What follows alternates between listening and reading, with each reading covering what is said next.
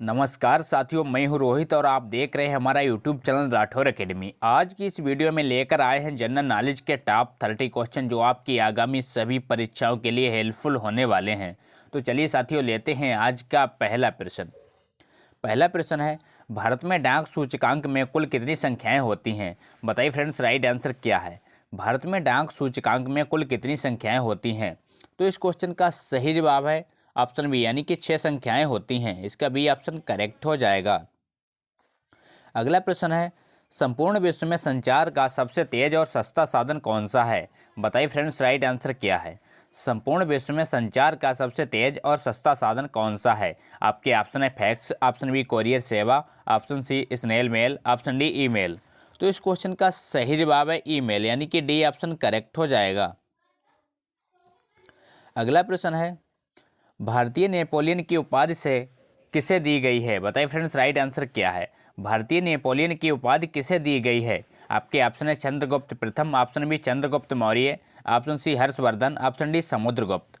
तो इस क्वेश्चन का राइट आंसर है समुद्रगुप्त, यानी कि डी ऑप्शन करेक्ट हो जाएगा। समुद्रगुप्त को भारत का नेपोलियन कहा जाता है। अगला प्रश्न है, आयुर्वेद के वैद्य चिकित्सक भगवंतिक से माने जाते हैं। बताइए फ्रेंड्स, राइट आंसर क्या है?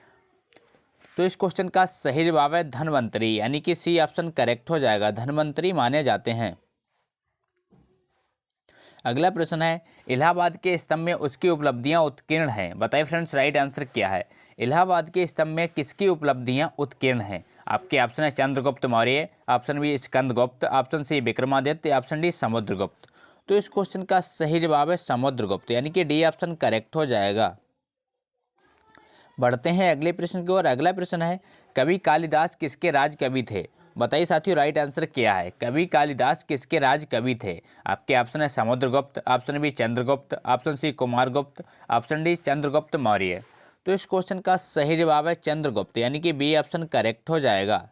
कवि कालिदास चंद्रगुप्त के राज कवि थे। अगला प्रश्न है, चीनी यात्री फैहान किस गुप्त शासक के शासनकाल में भारत आया था? बताइए फ्रेंड्स, राइट आंसर क्या है? चीनी यात्री फहान किस गुप्त शासक के शासनकाल में भारत आया था? तो इस क्वेश्चन का सही जवाब है चंद्रगुप्त, यानी कि सी ऑप्शन करेक्ट हो जाएगा। चंद्रगुप्त के शासनकाल में वह चीनी यात्री फहान भारत आया था। अगला प्रश्न है, आर्यभट्ट और बारहमीर के सुविख्यात नाम किसके युग के साथ संबंधित हैं? बताइए फ्रेंड्स, राइट आंसर क्या है? आपके ऑप्शन है कुषाण वंश, ऑप्शन बी गुप्त वंश, ऑप्शन सी पाल वंश, ऑप्शन डी मौर्य वंश। बताइए साथियों, राइट आंसर? तो इस क्वेश्चन का सही जवाब है गुप्त वंश, यानी कि बी ऑप्शन करेक्ट हो जाएगा। अगला प्रश्न है, राष्ट्रकूट वंश की स्थापना किसने की? बताइए साथियों, राइट आंसर क्या होगा? राष्ट्रकूट वंश की स्थापना किसने की थी? तो इस क्वेश्चन का सही जवाब है दंत्यदुर्ग, यानी कि बी ऑप्शन करेक्ट हो जाएगा। मोस्ट इंपॉर्टेंट क्वेश्चन है। अगला प्रश्न है, अनुच्छेद 370 भारत के किस राज्य से हटाया गया है? बताइए साथियों, राइट आंसर क्या है? अनुच्छेद 370 भारत के किस राज्य से हटाया गया है? आपके ऑप्शन है Rajasthan, option B Jammu Kashmir, option C Andhra Pradesh, option D Madhya Pradesh. तो इस क्वेश्चन का सही जवाब है जम्मू कश्मीर, यानी कि बी ऑप्शन करेक्ट हो जाएगा। अगला प्रश्न है, कर्क रेखा पर भारत का कौन सा शहर अवस्थित है? बताइए साथियों, राइट आंसर क्या है? कर्क रेखा पर भारत का कौन सा शहर अवस्थित है? आपके ऑप्शन है Ranchi, option B Kolkata, option C Patna, option D Delhi. तो इस क्वेश्चन का सही जवाब है रांची, यानी कि ए ऑप्शन करेक्ट हो जाएगा। अगला प्रश्न है, 73वां संविधान संशोधन किससे संबंधित है? बताइए साथियों, राइट आंसर क्या है? 73वां संविधान संशोधन किससे संबंधित है? आपके ऑप्शन है नगर पालिका, ऑप्शन बी पंचायती राज, ऑप्शन सी दल बदल कानून, ऑप्शन डी इनमें से कोई नहीं। तो इस क्वेश्चन का सही जवाब है पंचायती राज, यानी कि बी ऑप्शन करेक्ट हो जाएगा। अगला प्रश्न है, भारत में अपनाई जाने वाली पंचायती राज व्यवस्था की संरचना है। बताइए साथियों, राइट आंसर क्या होगा? भारत में अपनाई जाने वाली पंचायती राज व्यवस्था की संरचना है। आपके ऑप्शन है एक स्तरीय, ऑप्शन बी त्रिस्तरीय, ऑप्शन सी द्विस्तरीय, ऑप्शन डी इनमें से कोई नहीं। तो इस क्वेश्चन का सही जवाब है त्रिस्तरीय, यानी कि बी ऑप्शन करेक्ट हो जाएगा। भारत में अपनाई जाने वाली पंचायती राज व्यवस्था की संरचना त्रिस्तरीय है। अगला प्रश्न है, भारत में सर्वप्रथम पंचायती राज व्यवस्था किस राज्य में लागू हुई? बताइए साथियों, राइट आंसर क्या है? भारत में सर्वप्रथम पंचायती राज व्यवस्था किस राज्य में लागू हुई थी? तो इस क्वेश्चन का सही जवाब है राजस्थान, यानी कि बी ऑप्शन करेक्ट हो जाएगा, राजस्थान में लागू हुई थी। अगला प्रश्न है, पंचायती राज व्यवस्था में सदस्यों के निर्वाचन हेतु न्यूनतम आयु सीमा निर्धारित है। बताइए साथियों, राइट आंसर क्या होगा? पंचायती राज व्यवस्था में सदस्यों के निर्वाचन हेतु न्यूनतम आयु सीमा निर्धारित की गई। तो इस क्वेश्चन का सही जवाब है 21 वर्ष, यानी कि डी ऑप्शन करेक्ट हो जाएगा, न्यूनतम आयु सीमा 21 वर्ष होनी चाहिए।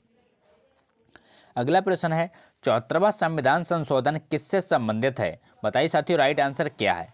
74वां संविधान संशोधन किससे संबंधित है? आपके ऑप्शन है पंचायती राज, ऑप्शन बी दल बदल, ऑप्शन सी मूल अधिकार, ऑप्शन डी नगर पालिका।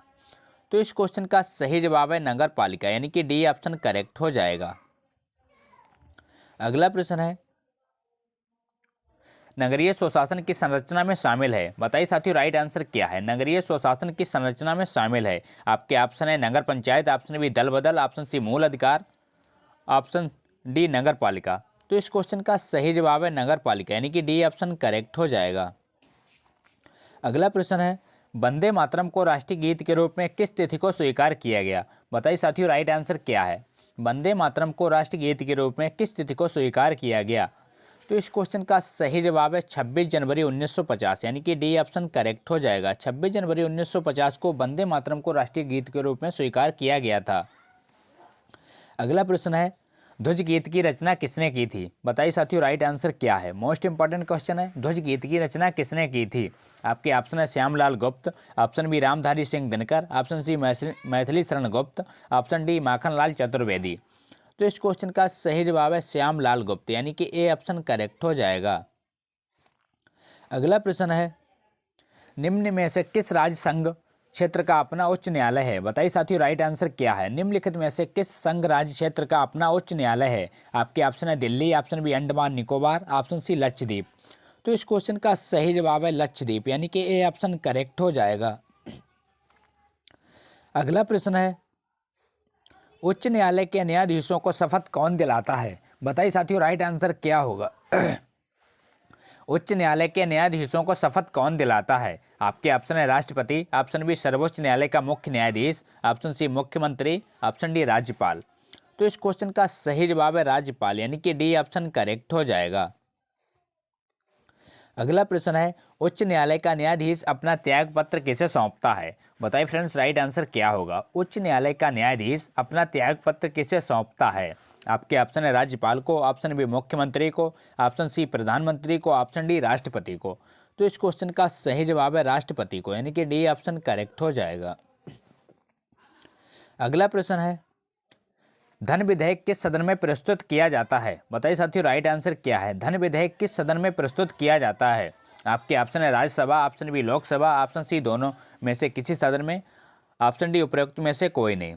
तो इस क्वेश्चन का सही जवाब है लोकसभा में, यानी कि बी ऑप्शन करेक्ट हो जाएगा। अगला प्रश्न है, राज्य सरकार की वास्तविक कार्यपालिका शक्ति किसमें निहित होती है? बताइए साथियों, राइट आंसर क्या है? राज्य सरकार की वास्तविक कार्यपालिका शक्ति किसमें निहित होती है? आपके ऑप्शन है राष्ट्रपति, ऑप्शन बी राज्यपाल, ऑप्शन सी मुख्यमंत्री, ऑप्शन डी विधानसभा अध्यक्ष। तो इस क्वेश्चन का सही जवाब है मुख्यमंत्री, यानी कि सी ऑप्शन करेक्ट हो जाएगा। अगला प्रश्न है, भारतीय संसदीय व्यवस्था में संसद के कितने सत्र होते हैं? बताइए साथियों, राइट आंसर क्या है? भारतीय संसदीय व्यवस्था में संसद के कितने सत्र होते हैं? आपके ऑप्शन है 1, option B 2, option C 3, option D 4। तो इस क्वेश्चन का सही जवाब है 3, यानी कि सी ऑप्शन करेक्ट हो जाएगा। अगला प्रश्न है, भारत के मुख्य न्यायाधीश की नियुक्ति किसके द्वारा की जाती है? बताइए साथियों, राइट आंसर क्या है? भारत के मुख्य न्यायाधीश की नियुक्ति किसके द्वारा की जाती है? आपके ऑप्शन है राष्ट्रपति, ऑप्शन बी संसद, ऑप्शन सी उपराष्ट्रपति, ऑप्शन डी प्रधानमंत्री। तो इस क्वेश्चन का सही जवाब है राष्ट्रपति, यानी कि ए ऑप्शन करेक्ट हो जाएगा। अगला प्रश्न है, भारत और पाकिस्तान में स्थित मरुस्थल है। बताइए फ्रेंड्स, राइट आंसर क्या है? भारत और पाकिस्तान में स्थित मरुस्थल है। आपके ऑप्शन है Namib, option B Gobi, option C Karakum, option D Thar. तो इस क्वेश्चन का राइट आंसर है थार, यानी कि डी ऑप्शन करेक्ट हो जाएगा। अगला प्रश्न है, निम्नलिखित में से कौन सी नदी सबसे लंबी नदी है? बताइए फ्रेंड्स राइट आंसर क्या है। निम्नलिखित में से कौन सी सबसे लंबी नदी है? आपके option Nile, option B Lena, option C Congo, option D Amur. तो इस क्वेश्चन का सही जवाब है नील, यानी कि ए ऑप्शन करेक्ट हो जाएगा। अगला प्रश्न है, भारत का मानक समय ग्रीनविच रेखा से कितना घंटा आगे है? बताइए फ्रेंड्स राइट आंसर क्या होगा। भारत का मानक समय ग्रीनविच रेखा से कितना घंटा आगे है? आपके ऑप्शन है 4 घंटा, ऑप्शन बी 4.30 घंटा, ऑप्शन सी 5 घंटा, ऑप्शन डी 5.5 घंटा। तो इस क्वेश्चन का राइट आंसर है 5.5 घंटा, यानी कि 5 घंटा 30 मिनट आगे है। इसका डी ऑप्शन करेक्ट हो जाएगा। अगला प्रश्न है, भारतीय अंतरिक्ष अनुसंधान संस्थान का मुख्यालय कहाँ अवस्थित है? बताइए फ्रेंड्स राइट आंसर क्या है। भारतीय अंतरिक्ष अनुसंधान संस्थान का मुख्यालय कहाँ अवस्थित है? आपके ऑप्शन है Bengaluru, option B Hyderabad, option C Ahmedabad, option D Thiruvananthapuram. तो इस क्वेश्चन का राइट आंसर है बेंगलुरु, यानी कि ए ऑप्शन करेक्ट हो जाएगा। तो ये थे दोस्तों आज के मोस्ट इंपॉर्टेंट क्वेश्चन। अगर वीडियो अच्छा लगा हो तो लाइक करें, दोस्तों के साथ शेयर करें, और चैनल पर नए हो तो चैनल को सब्सक्राइब करना ना भूलें। थैंक यू, जय हिंद।